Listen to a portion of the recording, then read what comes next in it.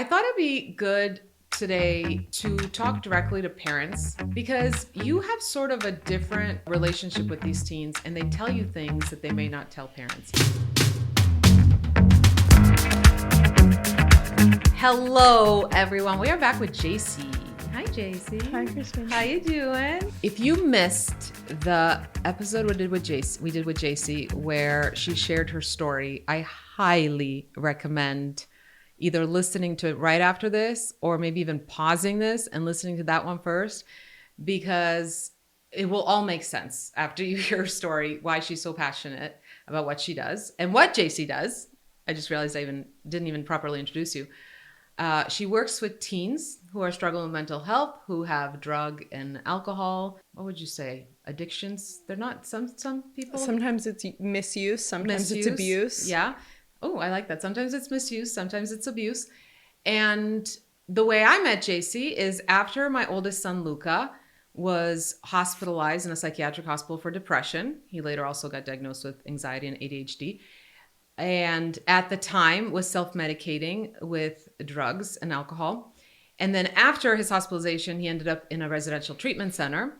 And there they recommended that when he comes home, he needs more support. Yes, he needs therapy. Yes, there's medication, but also highly recommended a support group.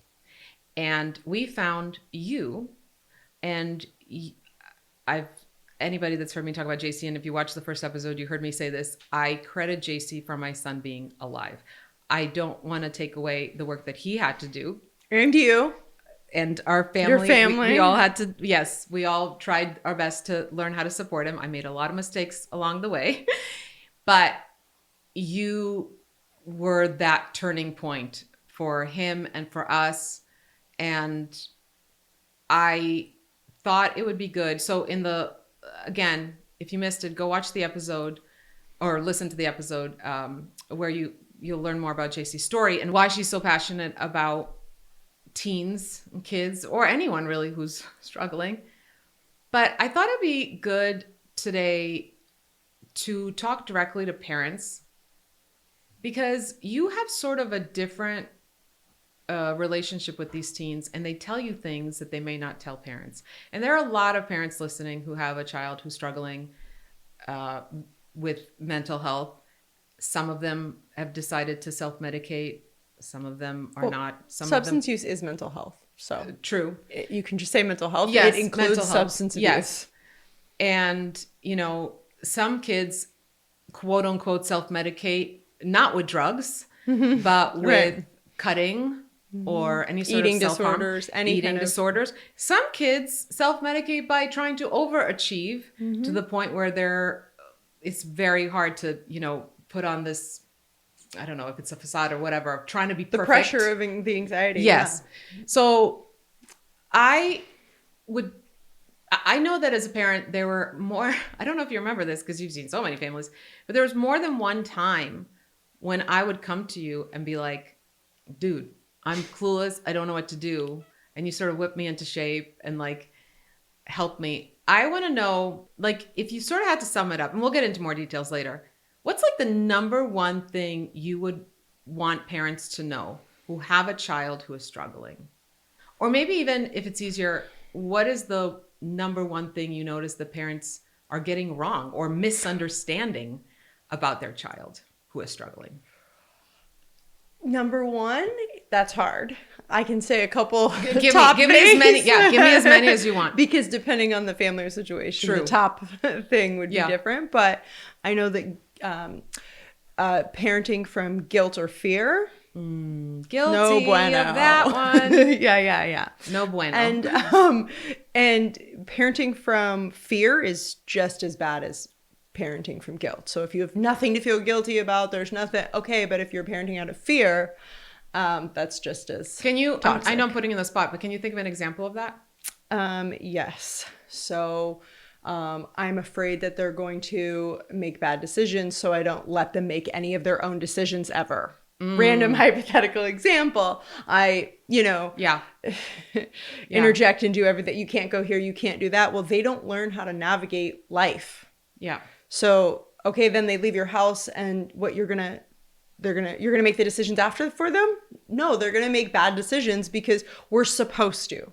That's how you learn in life. Yeah. And I'd rather them make a little bit of a bad choice and learn from it in a healthy capacity at 12 because they see you as a support system, not an authoritative figure that's going to punish them for making the wrong choice or a mistake, but someone who's going to guide them and help them navigate, well, what do you think you could have done in this situation differently? Yeah. How do you, if you talk to them like that instead of, what were you thinking? How can you, now I don't want to come to you. Yeah.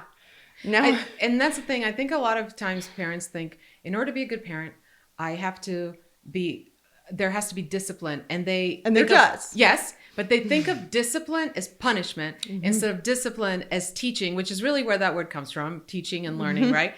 Like our job is to teach them how to navigate life, not just punish them every time they screw up. And like a lot of times those punishments don't actually teach you anything except don't get caught. Yeah, don't get caught. Don't tell mom. Don't tell mom. Don't get caught. Be sneakier next time. Not, oh, wow. A big thing is, instead of punishing, it's like, what is the lesson? Why is this dangerous or negative for your kid to be doing? So let's actually have a conversation of not just right now in this situation with your school or your friend or you and I, how can this affect you in the future? At a job, will you lying affect your job, right, or your relationship, or right? Yeah. Okay, so the lesson is not don't lie to me right now. It's we don't lie in general because it will negatively affect us in different areas, right? Because if it's just don't lie to me, that's not the lesson that I want my kid to hear. It's what about give me an example of parenting out of guilt? That is more you give too much and you don't help them learn because you feel bad that there's some things that have happened, and it doesn't have to be anything you've done. You feel guilty that they were close to grandma and she passed away, so therefore or they're being bullied at school, so right? You feel bad for they have anxiety, so you feel so bad for them. You feel guilty that they're going through that, and if it's anything that you remotely feel responsible for, all the more. And so then therefore you don't give any discipline, even healthy discipline, or you're just afraid that they're going to go over the edge, so you don't want to. So then you just lost your power as a parent. And we've talked about this in divorced families where, I feel bad that my kid is growing up in a divorced home, and then all boundaries go out the window. So, I mean, it should be common sense by now, but basically it's about finding that balance between like, let's not be authoritative dictators where our kids just fear us, and let's also not pity our kids from everything they've gone through that's so hard, and let's just make their life cushy and easy and spoil them, because it's going to be so much harder when they're older if you cushion it now. Okay, what's another thing that you want parents to know or that they misunderstand about struggling teens? So you can't help your kid regulate when you come at them dysregulated. Also guilty. Not you. No, not me. I actually wrote, so because I dedicated the book. By the way, did I mention that in this episode? I mentioned in the last one with you. I dedicated the book that Luca and I wrote together, I Can Fix This, to Jacy, because that's what a amazing, powerful person you are in our lives. But in the book, I wrote about how when Luca so a lot of times Luca's depression showed up as anger. I think a lot of parents don't realize this, and they're just like, oh my God, he's just so disrespectful. And they don't think about the root of the problem, which obviously we need to think about the root of the problem. And Luca would come at me and I would meet that energy. And now we find ourselves in this cycle where he's screaming and I'm screaming at him to stop screaming at me. Right. Which is silly.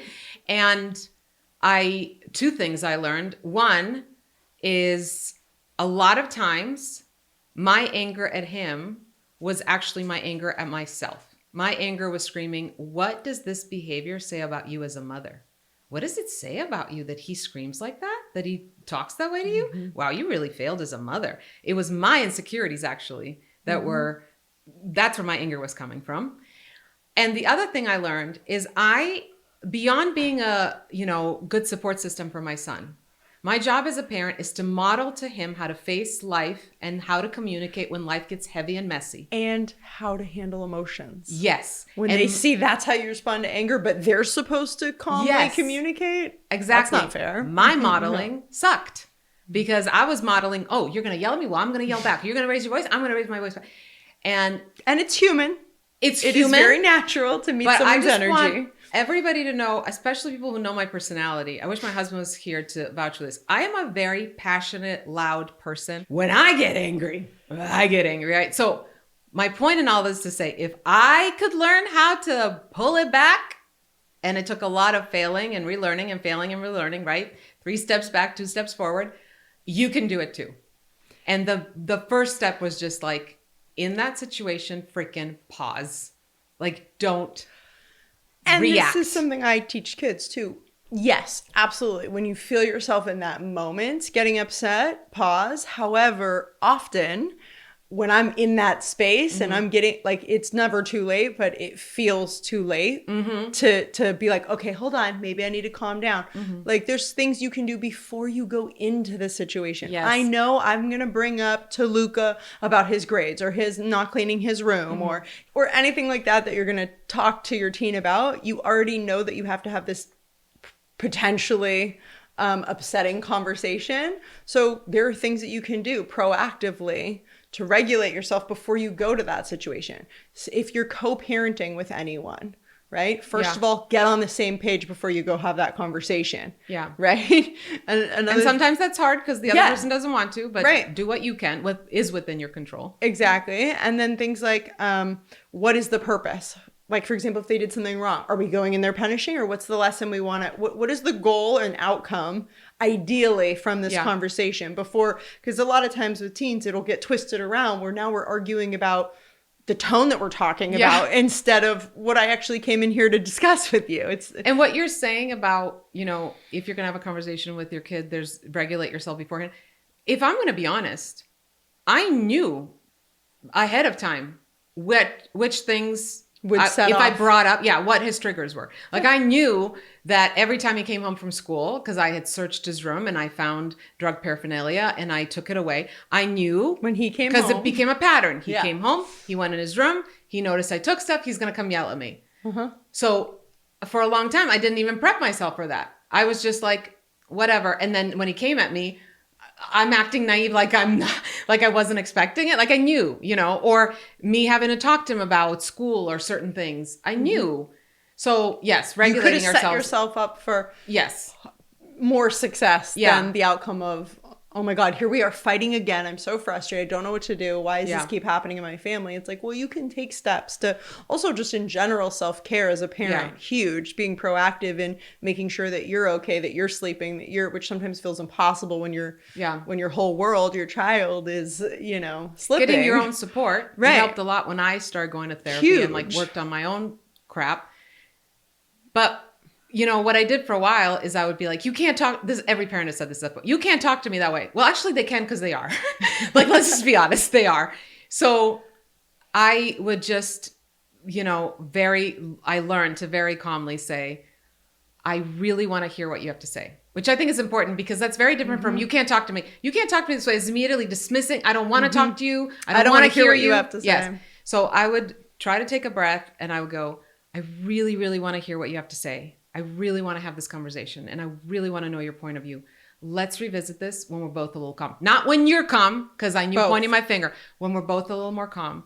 And then the big part that I learned later is I needed to then make sure that conversation happened. Because what I learned later is my son sometimes in those moments actually felt abandoned because their anger a lot of times is actually pain, right? And I've said that I wrote about this in the book, how while the words coming out of his mouth when he was screaming at me was, you effing blah, blah, blah. What he was really screaming was, help me, mom. Help me. I don't know how to deal with all these things I'm feeling. Help me. And the last thing you need in that moment is to feel abandoned. So for me to come back, pause and then go back to it and go, hey, do you want to talk? Or sometimes even to write him, you know, a little note or a letter. And then a lot of times just by him reading something, he would come back and initiate the conversation. I'm ready whenever you are. Yes. The ball's in their court. Yes. But this is a thing that I think every parent of a teen has struggled with at some point, especially if your teen is struggling and if their behavior is coming out as anger at you. It's hard. It's really hard. Also, both of those things are different now because after COVID, at any age, you know, prior to COVID, or when we met, it was just the beginning of COVID. So it's like now teenagers or preteens in this age, they're socially and emotionally stunted from that experience. So it's not a place to go, oh my God, look what they've been through, and they don't have those skills, so therefore we don't hold them accountable. All the more to hold them accountable, because how are they going to get those skills? Right? And also at the same time, to keep in mind, they don't have those skills. Right? There was a 2-year period where they didn't get those developmentally. So to have empathy, and all the more accountability. And like you said, be the role model, be the example. You have to. That was actually the biggest motivating factor for me to change the way I spoke to him and reacted to his anger. Was he's going to learn more from watching how I behave than anything I yap at him. So me saying, you can't talk to me that way, don't be disrespectful, that's not really teaching him much. Me modeling how to communicate when I'm upset. And not just with him, with the siblings, with the husband or wife, or with the grandma, or with your boss. If you come home and you talk mad about the boss, the job. Right. So a lot of times when I felt my anger at him, you know, just that heat in my chest, I know parents can relate to that. I would go, okay, this is actually an opportunity to model. How do I want, and often I would think, how would I want him to speak to his kid when he's my age? Let me talk that way. And that, like, to me, that was so motivating, because it almost felt like this challenge, this exercise of like, ooh, I get to now do what I hope he does someday with his kids. What is another one of those? Let's go into another one for parents.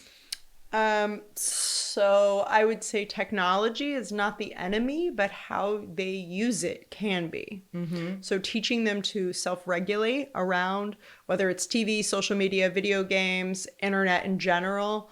Unfortunately, that's my opinion. Unfortunately, that's the way the future is headed. So it's not avoidance, because if you avoid it completely, then when they do get it at 18 or whatever, they're going to go overboard. They need to learn how to regulate it.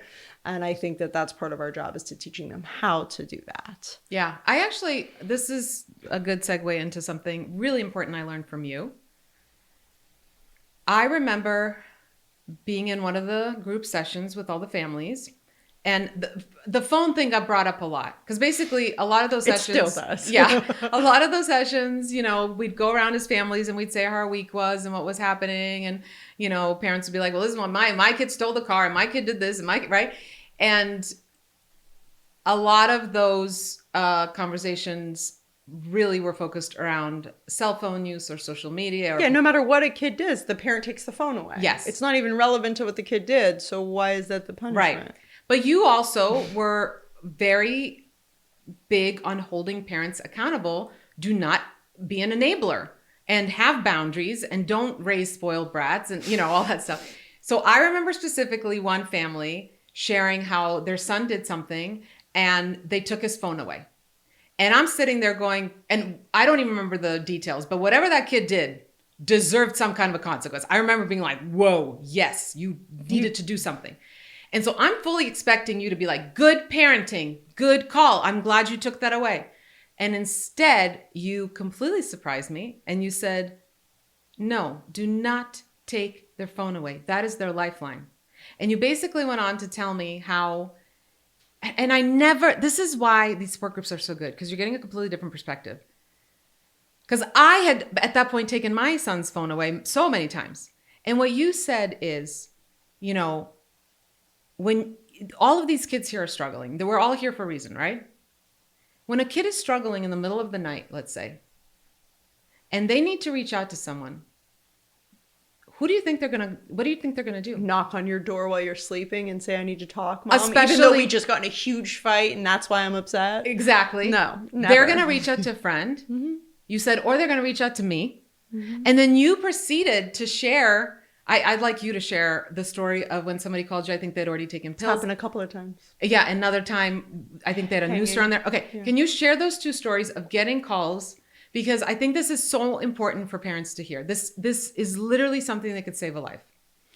So those two examples, there was a kid who had called, said he wanted to thank me and say, you tried, but it's not working, and he had taken a bunch of pills and I basically just kept him on the phone while I used another phone to try to call grandma, mom. Finally, I just called the police. I had him find mail and tell me his address, and I was able to walk it through. He was stumbling and everything, and I stayed on the phone with him until the cops came to the door.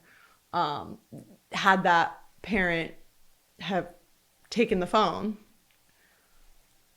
he couldn't have made that call. Let's be blunt. And there was another kid who was in his garage and had a noose around his neck and was going to hang himself. And I got the phone call.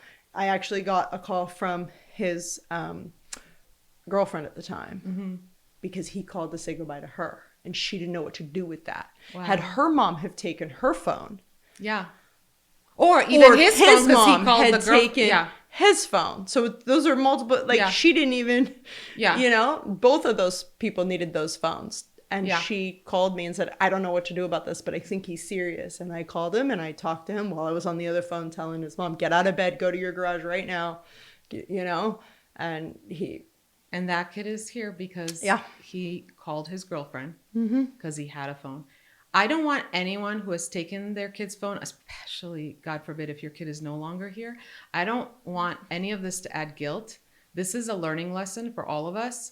And I would never have thought of this perspective until you said that. And it doesn't have to be suicide. Like, I know tons of kids, way more stories like that about, I'm going to drink, or I'm going to cut myself, or it doesn't have to be a final step. It can just be a huge step backwards. Yeah. And they want to call for support or even just distract themselves. We don't want them to be up on their phone all night. I agree. Yeah. But sometimes that distraction is so that I'm not doing something else negative. Yeah. And I remember asking Luca, I don't know if I asked him right after that group or if I asked him like months or years later, but I said, were there times in the middle of the night where you called somebody because you didn't feel like you could come talk to me and you needed to talk to someone? And he was like, yeah. There was a time where he was, really close to relapsing after he had been sober for a while. And there was a time when he was cutting, and I know there were times where he was also contemplating suicide. And he said, Mom, even the kids in the group, he's like, we would text each other in the middle of the night. We would call each other. And I just want to say, I have taken, until that point, until I learned that from you, I have taken Luca's phone away. So again, this is not to make any parent feel bad or guilty. I just didn't know better.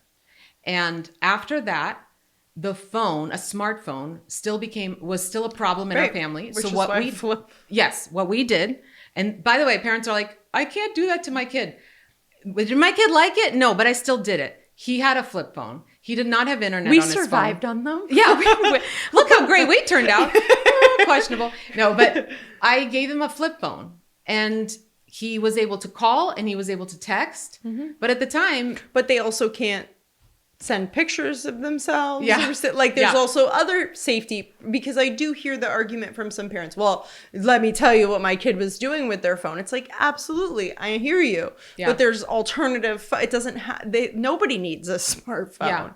And I'm going to plug something, and they did not ask me to plug, I'm not getting paid for this, but look into Bark Phone. There's, I think, different versions, but I really love the Bark Phone. We actually have one for Ari that it's not his, it's our phone. But if we're going to leave him home alone, because in my opinion, all of his friends have phones. In my opinion, my kid, my decision, he's too young to have a phone.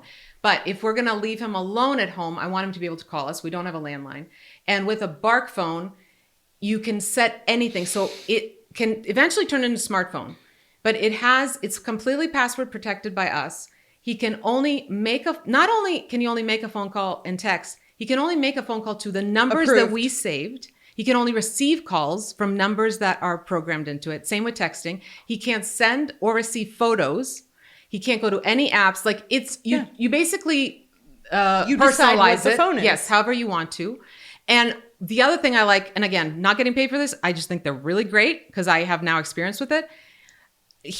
We gave him permission to text his uncle who was in Utah. And we're in California. And he was texting him. And I forget, they were joking about something. And it I got an alerts you. alert that there was possible bullying happening because they were just teasing each other. So not only that, you can set alerts where you will be notified if there's drugs mentioned, if there's self-harm mentioned. And anyway, my point being, whether it's Sparkphone or a different company, there are ways. Absolutely. Which I'm a huge advocate of keeping the child safe around phone use. Yes. And if I had known of that at the time, I probably just would have gotten Luca a Bark phone. At the time, I don't even know if that existed or whatever. So we just got him a flip phone. And to find out later as a mother that he used the phone to help him through those nights, I mean, I have chills just talking about it now. Like, my kid might not be here. So that was one of the huge lessons you taught me. And you're right. Let's teach our kids how to handle technology. If your kids are on social media, my goodness, like, I want to say this because it breaks my heart. Yeah. So I have students now who, maybe you remember this growing up, but or when your older kids were younger, it's like, what do you want to be when you grow up, right? And they would be like, oh, I want to be, and sometimes it was, I want to be a firefighter. Right, a firefighter, or I want to be a football player, I want to be, an actor or something that maybe they weren't going to be, or maybe but it was something based in like what they were interested in and passionate about. Yeah. So now I ask kids this, and it's so sad to me. They say, well, I'm just trying to think of something that AI isn't going to be able to do better than me. I'm just trying to, I don't know, do you think they'll take over in this area or that? Like, and it's like, so you're basing like something you're going to have to do like your whole life. Based on this fear. Based on like not what you're passionate about, not what you're, even if it wasn't realistic for some kids to be like, oh, I'm going to be a this. It's like, but they had a vision or a dream. Now it's like, well, I don't know, what can I do that it can't do? That's really sad. Like, what? And I think it's a good reminder also for us parents. Like, so often we just focus on like, oh my gosh, we had it so much harder than our kids when we were young, but they have it hard in different ways. Like, it's a different kind of hard. Well, having it hard is good. Yes, but I mean, like, stuff like that, right? Right. Like, we never thought about that stuff. Never. Like, that wasn't... Never. Yeah. It was like, what do I want to do with my life? Not what is a computer maybe going to limit me to? Exactly. So, but computers, they can help you in your career, not divert you from one. Right. And with social media, which I know can be a big problem, my son actually found someone on Snapchat who was selling drugs, and that's how he got drugs. And I know there's been so many lawsuits around Snapchat. That's a whole nother thing. But social media, the way I've always told my kids is it's like food or anything you consume. It can be good. There are a lot of support groups that run through social media. There's a lot of really great stuff out there that can help. Information you wouldn't have otherwise. Yes. There's a lot of mental health content for teens, actually. Right. There's a lot. And then there's a lot of crap that'll make you feel awful. So just like food, are you putting poison in your body, or are you choosing to put something that'll actually help you? And parents have to have those conversations openly with their kids, not coming from a place of, you can't use it. Social media is bad. There's predators on there. I'm like, okay, mom, I'm rolling. Like, my kids are rolling there. Now they don't even hear you. Yep. They don't hear the safety tips you're giving that are effective. Because you're coming from a place of fear. Back to that. Yeah. And, and authoritative. And have these conversations before they ever get social media. Have these conversations beforehand. Yeah. Where it's just a part of their working mind. It's like, oh yeah, no, this could be dangerous, or it could be a tool to my advantage. How am I going to use it? And it's my choice how I use it. Yeah. And then they are empowered to use it properly. Right. Okay, now let's get into, well, is there anything else you want to touch on as far as parents? I know there's a lot. For hours, so yeah, we're good. Okay, now. Just interrupt me if there's anything else you want to add. But I want to also get into now, when children are using drugs, one of the things I needed to learn, and you actually are the one that worded it this way, and I hadn't heard it before, how, I was looking at my son's drug use when he was really severely depressed as a really huge problem, obviously. But you pointed out to me, he sees his drug use as a solution. I want you to explain that a little more. And I want to be very clear, and I know you're going to be clear about it too, that we are not saying, oh, your kid's doing drugs. Well, that's their solution. Let them. No, obviously not. But if we don't understand their perspective, if we don't understand where this is coming from, it's very easy for us parents or teachers or anybody that works with kids to just go, they're just a bad kid being rebellious. And then we miss the whole point, and we miss being able to be the best support system for them. So explain to me the solution thing. And this is also, you're not just coming from a place as someone who is helping support teens, but you're coming from a place where you, starting at 11, if you guys watched the other episode where Jacy shared her story, at 11 started doing heroin. Explain to me that idea, like when a teen decides to self-medicate. So, and it doesn't just have to be with substances, with anything that we're negatively coping with. It is our solution. Self-harm, eating disorder, it's a sense of control. It's a sense of I can do, right? So when you have things that are not in your control, whether it's things going on in the home, whether it's things going on in the world, right? Whether it's things going on in your emotions, inside, or just in your school, like all the things, when I, any one of them, let alone multiples, when I don't know what or how to deal with that, which kids aren't supposed to yet, that's why it's huge to put your kids in whatever, martial arts, sports, music instrument, like it doesn't matter what, some kind of extracurricular, so that they're a part of something bigger than, right? Healthy they feel outlets. Accountability to others. So when they chores at home, I can't believe how many families nowadays, the kids don't have chores. It's like insane to me. I know. I'm considered a strict parent because my kids have chores. Yeah, that's crazy to me. I don't even think I'm strict. Go ahead. And so these things, when I don't know how to deal with that, and whether it's cutting or eating disorders or isolation, video games for 10 hours straight, or obviously substances, these things help me to not have to feel those feelings, to not have to deal with those things, to not care about those things going on. My mom yelled at me and right? Like whether I'm angry or I'm sad, I'm a disappointment, like all those thoughts and feelings. It's like, I can check out and not have to deal with that. Or even when kids, and a lot of teens have so many insecurities when they're feeling like a failure. Well, if you're high, you're not feeling like a failure because or I don't care that I failed. Yes. What's the point in trying? I'm going to fail anyway. Now I just accept that I'm a failure, and I'm actually way more afraid of succeeding than I am of failing now, because I know how to do this. Yeah. I know how to be a disappointment. Ask my mom. I'm a disappointment every day. Now, you don't ever have to say that, but your kid will feel that if one more conversation, one more argument, their brain goes, see, you can't do it. See, you did it wrong. See, so eventually, why would I not feel like, what's the point in trying? Yeah. Right? And why wouldn't I, if I try something once, like a drug, for example, and it makes me feel better about all those feelings, why wouldn't I want to do that again? And a lot of parents or society maybe come at teens or younger, preteens, even before that, say like drugs are so bad, drugs, you die, like all this kind of thing. And it's like, well, when my friends aren't, my friends are having a good time. Yeah. Right?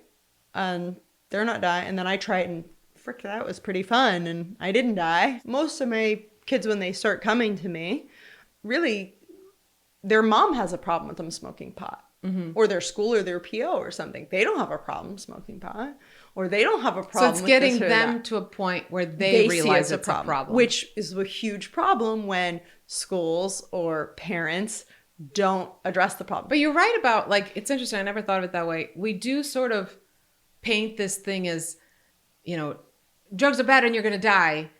And then when they try it, so you're a liar. It's actually helping me. You're a liar. That's another thing that a lot of parents do, is they minimize it. They think, well, I smoked pot in high school and I'm fine. Well, it's not the pot you were smoking, and it's not, we don't know if they're going to have the tool to stop when they're older, like potentially you did.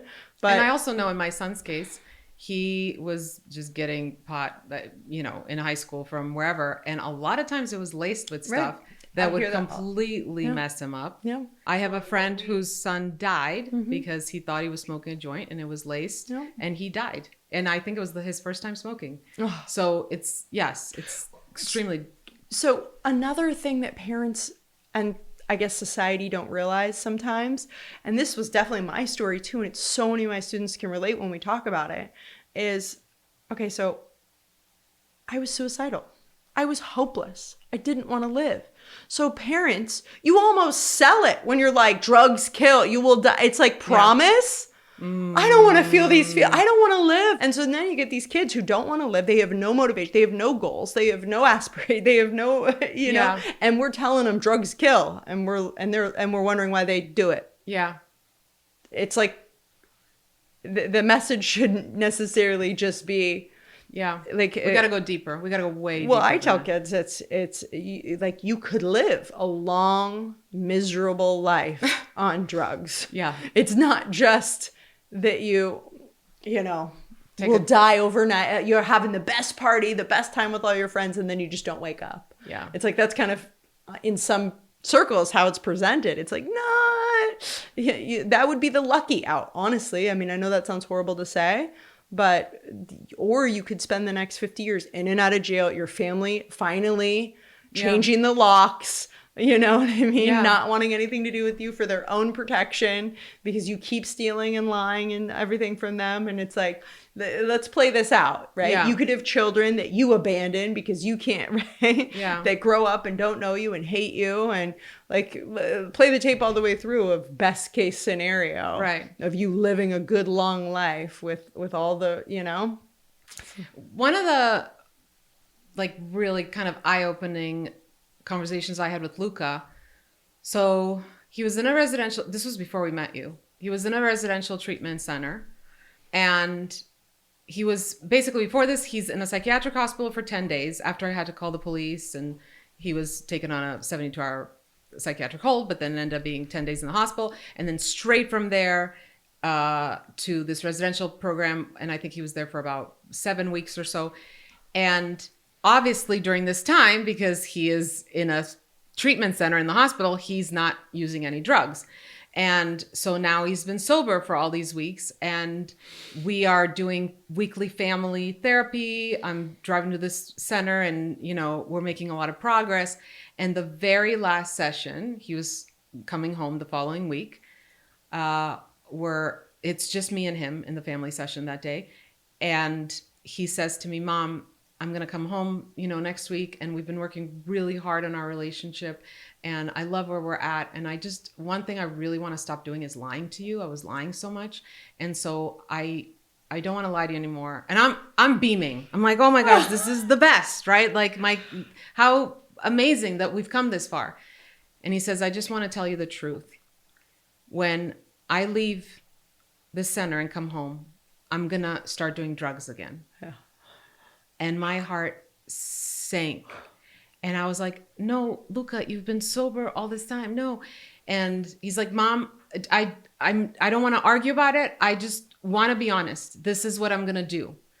And I'm trying to convince him, and I'm, upset, obviously, and sad, and trying to go, "No, Luca, I know that I can't stop you, but I'm not going to allow it in my home." And, and we're just back and forth, back and forth. And at one point, and the therapist is sort of trying to help us navigate this conversation.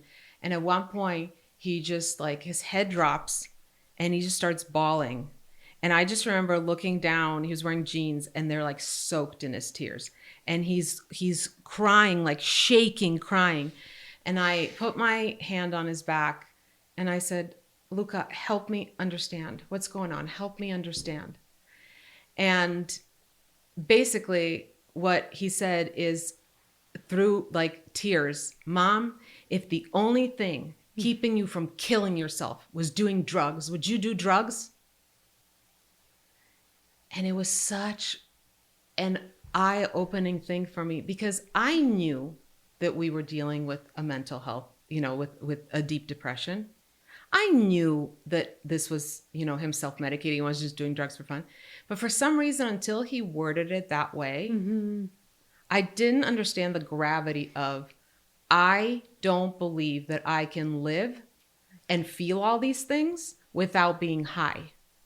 So in his eyes, I'm either going to take my life and end it, or I'm going to live being high. And later on, I also found out that he didn't want to hurt me.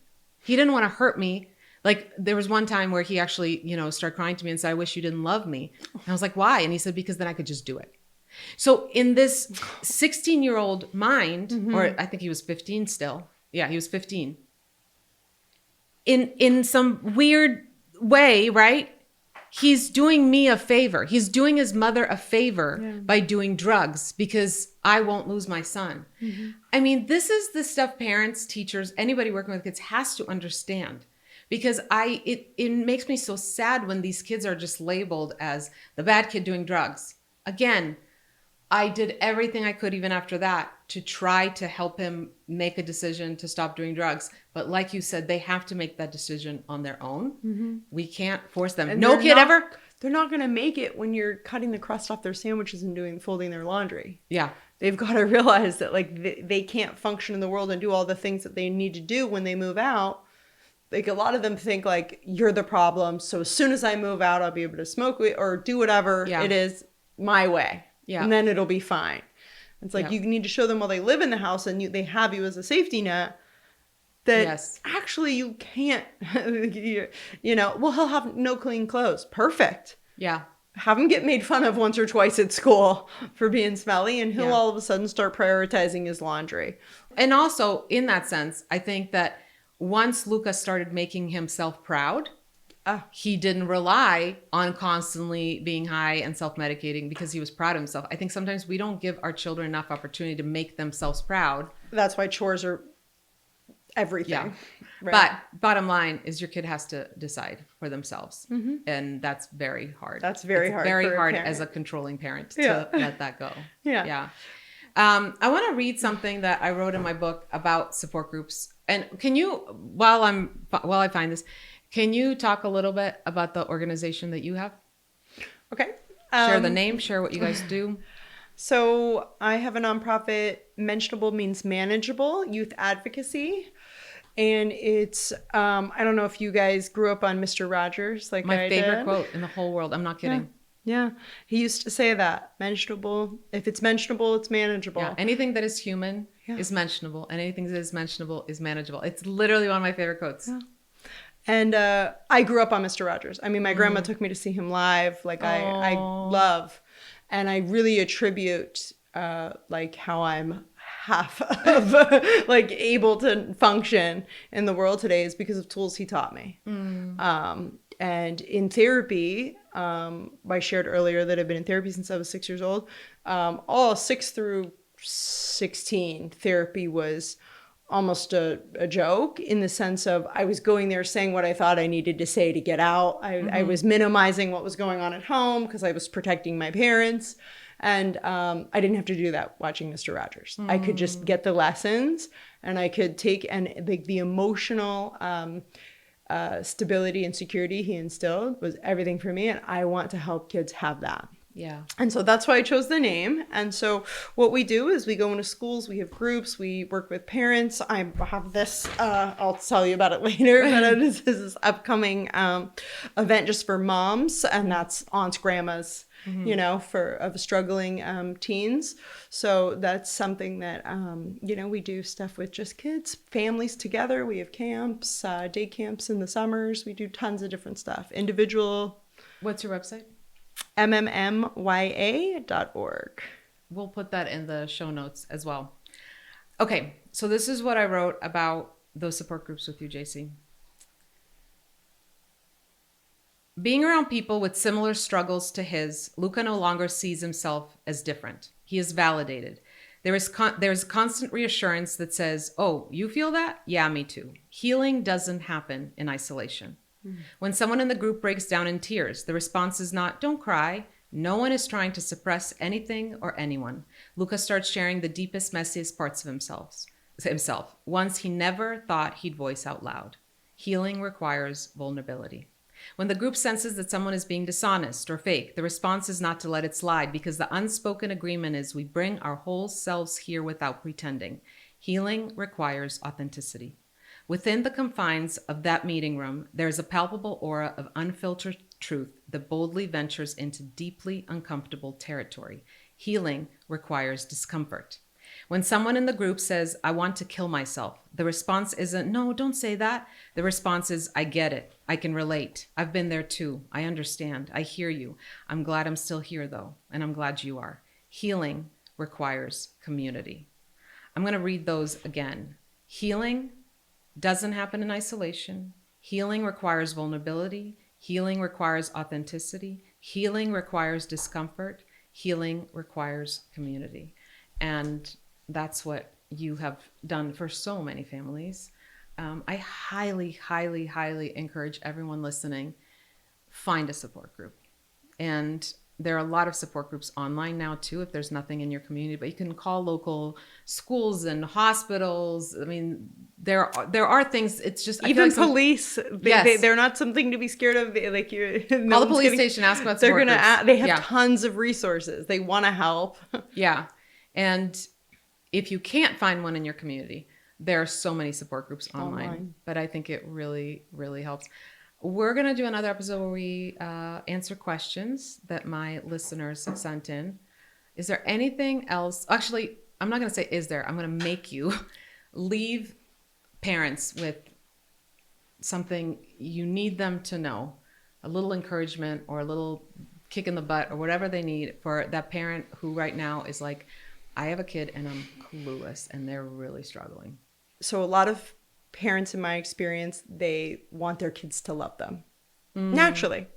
They want their kids to like them, right? And you've heard a million times, it's not your job to be their friend, right? Like you're the parent.